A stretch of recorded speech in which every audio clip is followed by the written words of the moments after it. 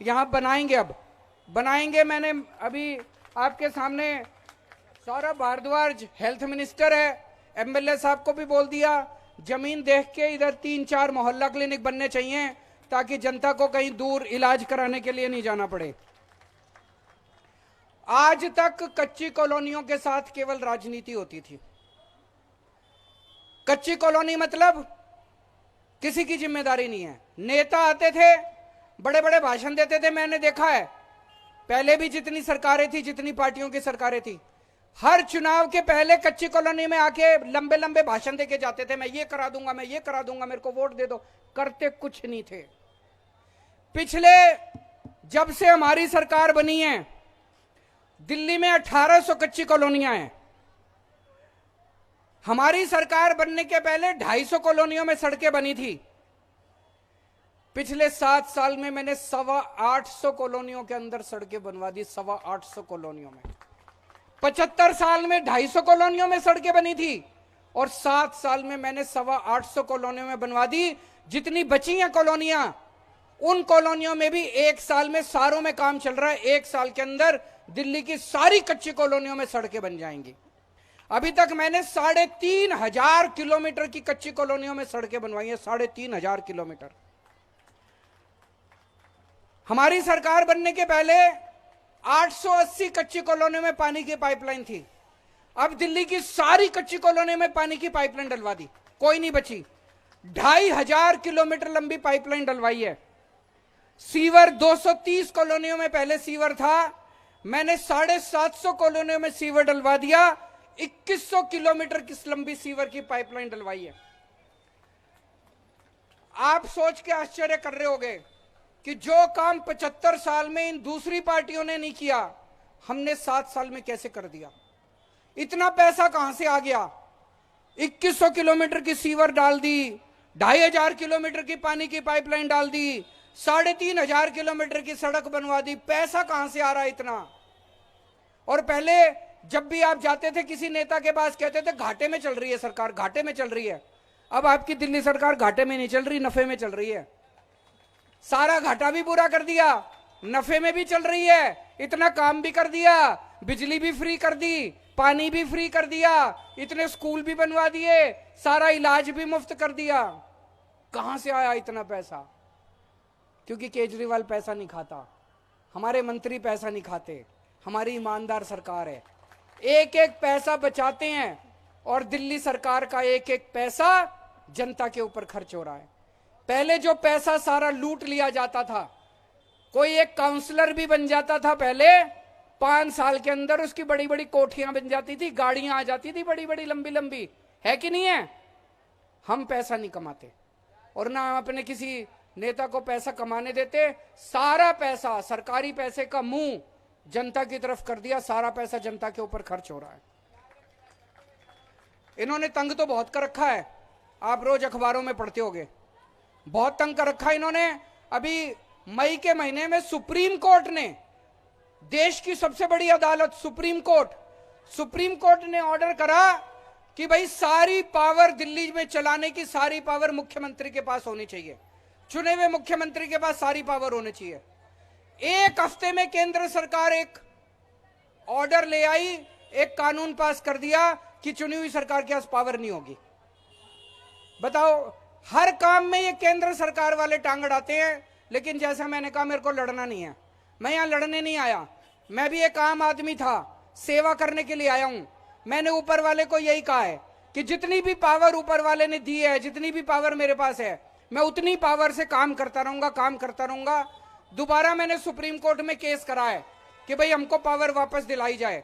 तो मुझे पूरी उम्मीद है सुप्रीम कोर्ट न्याय करेगा। लेकिन जब तक सुप्रीम कोर्ट से ऑर्डर नहीं आता, काम नहीं रुकेगा, काम चलता रहेगा। सारा काम कराऊंगा, चाहे किसी के पैर पकड़ने पड़े, चाहे किसी के हाथ जोड़ने पड़े, आपका काम नहीं रुकेगा, सारा काम चलता रहेगा। बिजली भी फ्री रहेगी, पानी भी फ्री रहेगा। एक और चीज है, यहां पे बहुत सारे बुजुर्ग भी होंगे, 60 साल से ऊपर के जितने बुजुर्ग हैं, उनके लिए हमने तीर्थ यात्रा का इंतजाम करा है।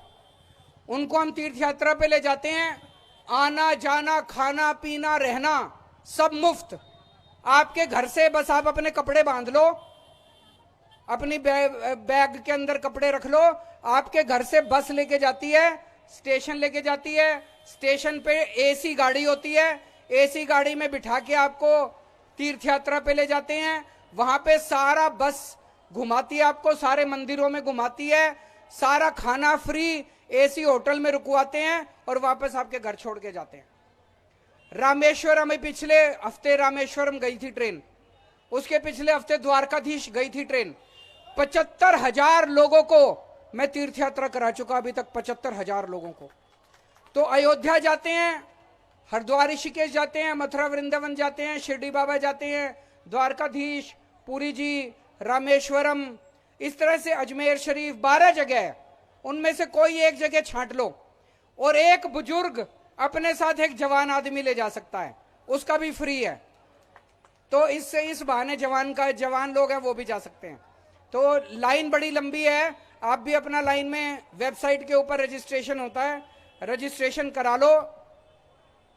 अभी एक पिक्चर आई है शाहरुख खान की, कौन सी पिक्चर है?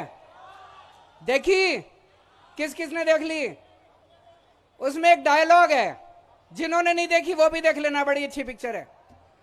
उसमें एक डायलॉग है, सोशल मीडिया पे चल रहा है।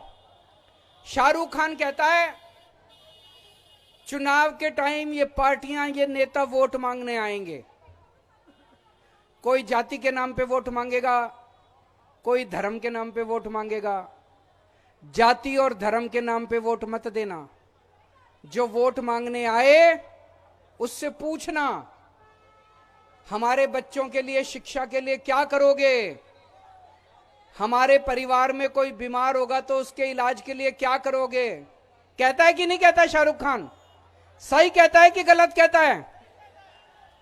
केवल आम आदमी पार्टी है जो कि लोगों के शिक्षा के लिए और स्वास्थ्य के लिए इंतजाम कर रही है।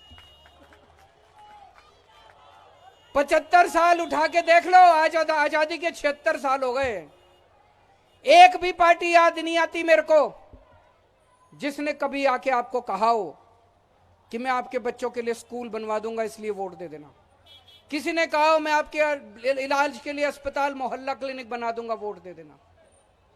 हम राजनीति में वोट मांगने नहीं आए, हम राजनीति में चुनाव जीतने नहीं आए, हम राजनीति में देश बनाने आए हैं, जनता की सेवा करने के लिए आए हैं। मेरी जिंदगी का एक ही सपना है कि मेरे जीते जी भारत दुनिया का नंबर 1 देश बनना चाहिए। और वो तभी बनेगा जब देश का हर बच्चा अच्छी पढ़ाई कर सकेगा। वो तभी बनेगा जब कोने कोने के अंदर हम अस्पताल और स्कूल खोलेंगे। वो तभी बनेगा जब देश की सारी सड़कें, सारी बिजली, पानी, इसका इंतजाम करना पड़ेगा। केवल भाषणबाजी से नहीं होगा, मेहनत करनी पड़ेगी। पैसा है, जो कहते हैं ना सरकार में पैसा नहीं है, पैसा है, पैसे की बिल्कुल कमी नहीं है। चोरी बंद हो जाए ना, भ्रष्टाचार बंद हो जाए, पैसे की कोई कमी नहीं है, सारे काम हो सकते हैं। आज आप इतनी भारी संख्या में आए, मैं आपका बहुत बहुत तहे दिल से शुक्रिया अदा करता हूं। शुक्रिया। बहुत बहुत धन्यवाद सर। और कहीं ना कहीं आप यही कहते हैं कि रूप तुम्हारा। यहां पे कई लोग झुग्गियों से भी आए हुए हैं, उनको मैं